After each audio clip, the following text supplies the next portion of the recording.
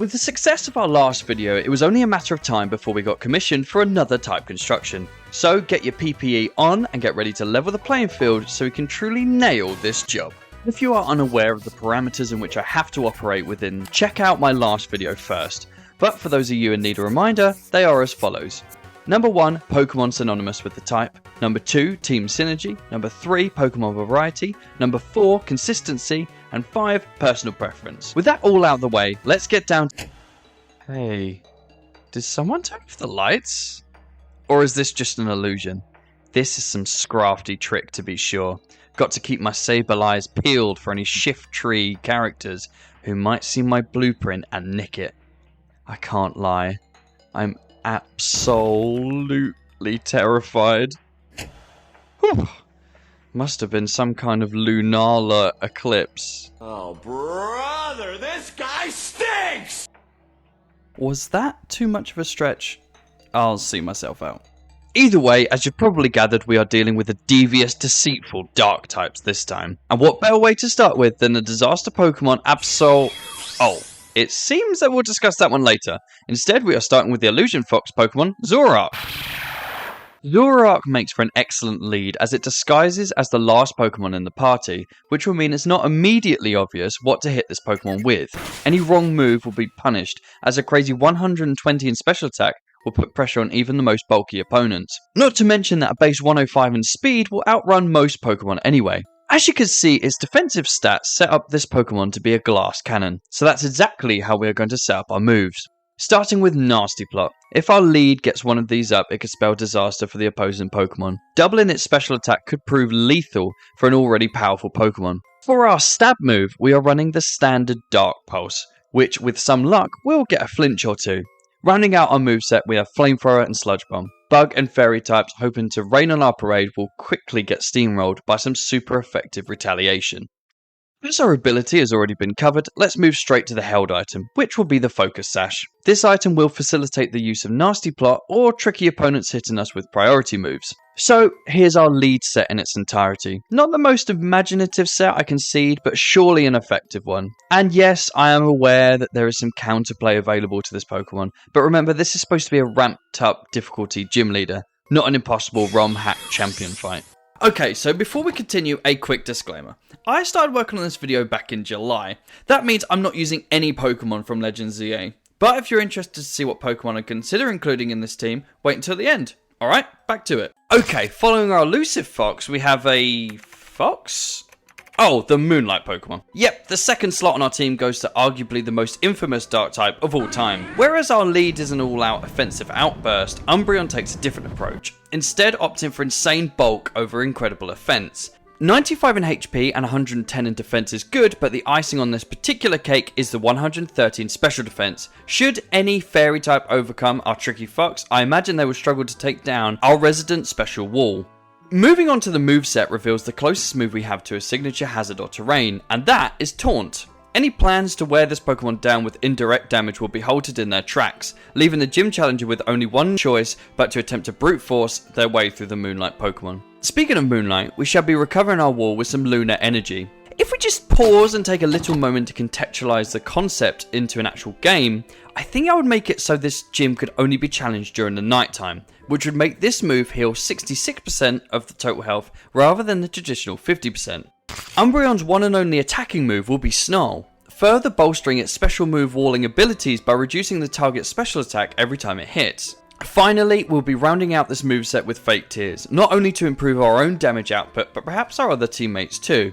Now, before we move on to the ability, I think it's time we address the Copperjaya in the room. Toxic. Most bulky Pokemon run Toxic to deal indirect damage to the opponent, and as much as I was tempted by this proposition, I feel like Toxic best suits the moveset Poison Pokemon, not Dark.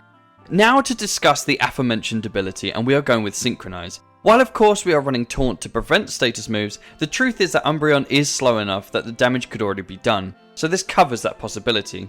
Essentially we are doing everything to increase our longevity, and this is where our held leftovers will assist us. Passive recovery on an already bulky Pokemon makes for a truly infuriating combination, and I think that's kind of the essence of Dark-type Pokemon. So let's take a look at the set as a whole. Initially this was our lead Pokemon, but I felt it made more sense to be a tank that we could switch into when the going gets tough and disrupt tempo the opposition team was building. Not to mention its great synergy stat-wise with Zoroark.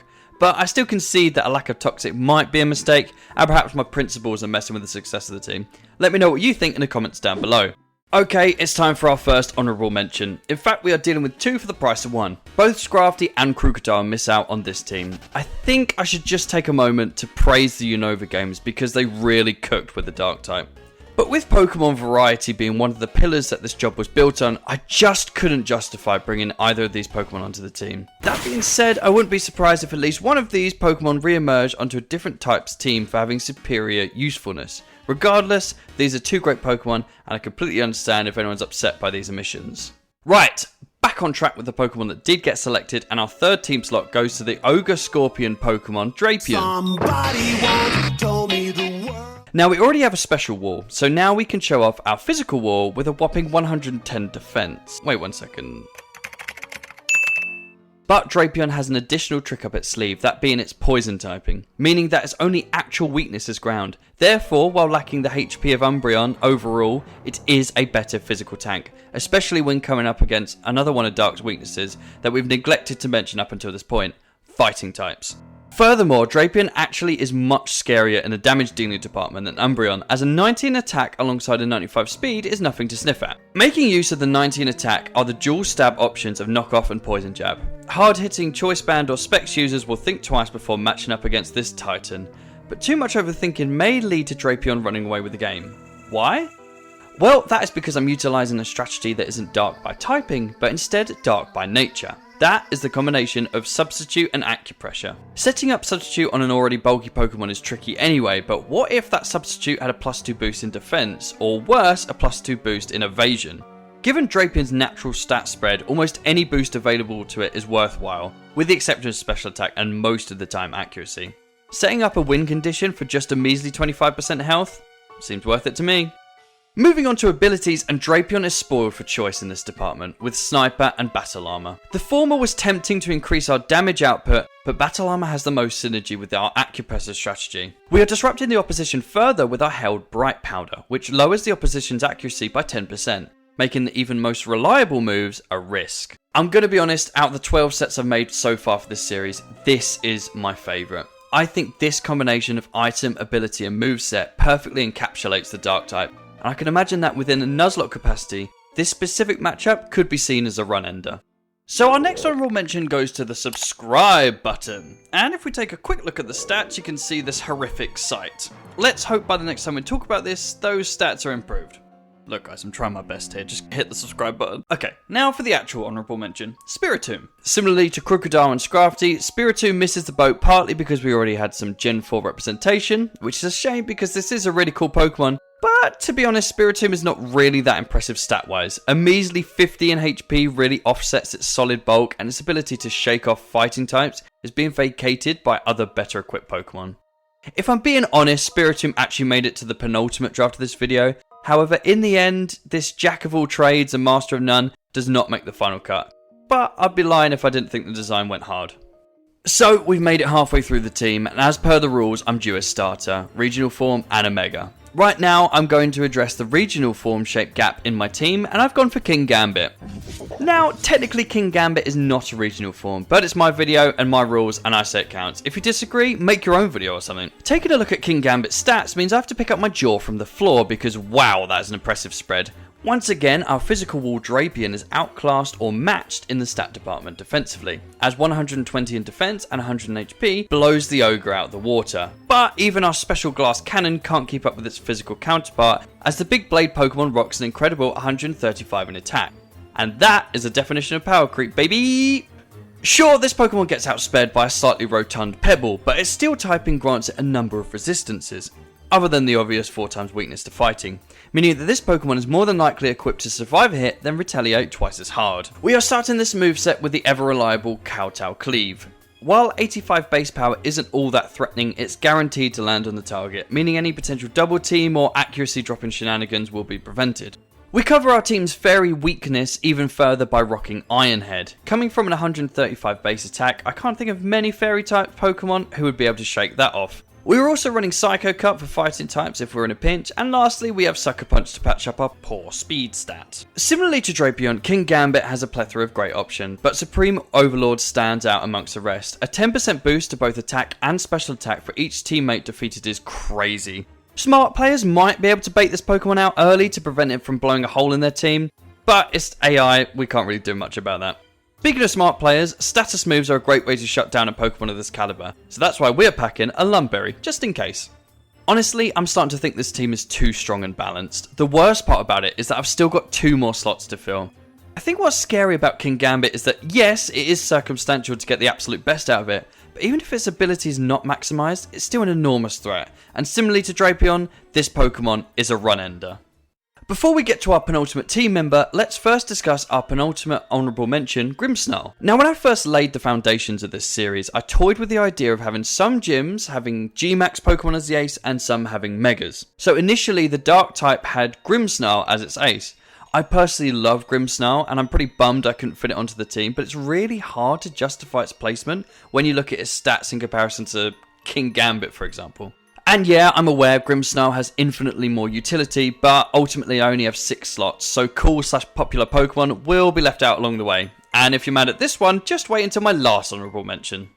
Now, when it comes to the Dark type starter, we have 4 options. As much as I'm a Meowscarada stan, realistically it's only 2 options, Greninja and Incineroar. 2 incredibly recognisable Pokemon who have both featured on Smash make this a really difficult coin toss. On one hand, you have probably one of the most badass Pokemon from the anime, and on the other you have the best VGC Pokemon of all time. However, I decided to go for the Ninja Pokemon for one reason. It shows another side to Dark Pokemon. Picture the biker gangs from Kanto or Unova. You could easily place an Incineroar into that image and not think twice about it. But Greninja doesn't really fit into that mold and adds some much needed variety to the Dark type aesthetic. Stat wise, Greninja is by far our fastest Pokemon. It's essentially if Zoroark swapped its special attack and speed stats. Greninja even has respectable physical offense. However, I think I would prefer it to hit harder on the special side, as there is a good chance that neutral targets will be able to shrug off an attack coming from a base 103 in special attack. Due to the stats slightly lacking, we are looking to bolster this Pokemon's offensive output with some top quality move selection. Starting us out is Water Shuriken at a whopping base 150 power. Wait, what? Base 15! Okay, that pick is based off aesthetics alone, and I'm fully aware that this pick holds back Greninja, but stay with me because I think I've cooked with the remaining 3 moves. Those being Dark Pulse for stab, Sludge Wave, and Extra Sentry for coverage. The coverage options in particular help us deal with any fast yet frail fairy or fighting types, hoping to sweep the team, as Greninja is pretty hard to outrun. Our ability is actually what patches up Greninja's somewhat lacking special attack. Protean was an outrageous ability upon release. It had to get nerfed a couple of generations later. It essentially meant that all moves became stab as you transformed into the type you're about to use. This meant defeating Greninja with super effective attacks was actually quite difficult when its type changed every turn. Now it only works once per switch in, but that still suits our purpose. We are further boosting the damage output gained by Protean with Choice Specs, an item that increases your special moves by 50% but locks you into the choice of a single move. Sure, this can be manipulated by the player by locking it into Sludge Wave against the Steel type through some clever maneuvering for example, but like I've said countless times before, I feel like clever strategies that are forged by the player should be rewarded. I also think there's a chance that AI decides to switch in that situation anyway. I'd be curious to find out. Just quickly before I move on, I'm aware of Battle Bond's existence, I just think it's a little too strong. So looking at the set in full makes me think this is a nice Swiss Army knife of a Pokemon. Our heavy hitters and tanks should have worn the opposition down, and by that time it should provide Greninja an opening to sweep up what's left. It does make me wonder if Battle Bond should have been utilised instead. As usual, let me know what you think in the comments below. Okay, here we are. The final honourable mention. And it's Absol. Oh man, I can feel the heat already. I know a lot of you love Absol. And to be fair, I like it as well. But I feel like I could not justify another pure Dark type on the team. Plus, its role as a physical damage dealer was already being filled by the superior Kingambit. And as for the potential Mega slot, well, you'll see. Yep, step aside Absol because we are going for a fellow Gen 3 Dark-type Pokemon, Sableye. While I understand this is a bold choice, I can't help but feel like the Dark-type is so well encapsulated by this little prankster. So let's delve into the stats. What stands out here is those amazing defenses. Sure, they are offset by the terrible HP stat, but remember Sableye only has one weakness, Fairy. As you might have gathered so far, we have been accumulating multiple fairy type counters, in part to facilitate this little munchkin. Its attacking stats aren't terrible for a defensive mon, but we are not utilising Sableye for its offensive output. Instead, Sableye will turn the tables on its opponents through its moveset. First of all, we are going for Psych Up. This is to attempt to prevent setup strategies from the challenger, as any increased stats will be used against them. Next up, we have Will-O-Wisp. Given that hopefully most of the fairy types at this point will be dealt with, the biggest threat to the team is fighting types. Given most of them are physical, they will not appreciate the 50% reduction to the damage of their physical moves. Moreover, the use of Foul Play will also turn the power of the opponent's Pokemon against them. This will become especially dangerous if the setup has occurred, because alongside Psych Up, even Pokemon who resist Dark-type damage are going to have a hard time surviving that level of power. To round off the set, we have Pain Split. This is where Sableye's terrible base 50 HP can be used effectively to deal reliable damage to the gym challenger's Pokemon, while healing Sableye 9 times out of 10 if it is damaged. Now, of course, the item and the ability are decided for us with the Sableye for the Mega Evolution and Magic Bounce becoming the only available ability. For those who don't know, this ability reflects back all non-damaging moves onto the opponent. So, trying to disrupt our team's tempo with status conditions, stat-reducing moves or hazards could end up being fatal for the opponent. So here's the team in full. Now truth be told, I'd probably swap around the order a little to get the best out of certain Pokemon and their abilities, like Sableye for example. But I promised earlier that I'd discuss Legend ZA Pokemon, so there's two I can possibly see in contention, the first of which being Mega Malamar. It's got an interesting stat spread, and it's not weak to fighting, which I think is important. The other option, ironically, is Absol Z. It's got the same typing as Sableye, but its lack of defensive profile means that, funnily enough, I think Sableye still comes out on top. But what do you think? Make sure to put your thoughts in the comments below. As usual, thanks for watching, and I'll see you for my next video in a month's time.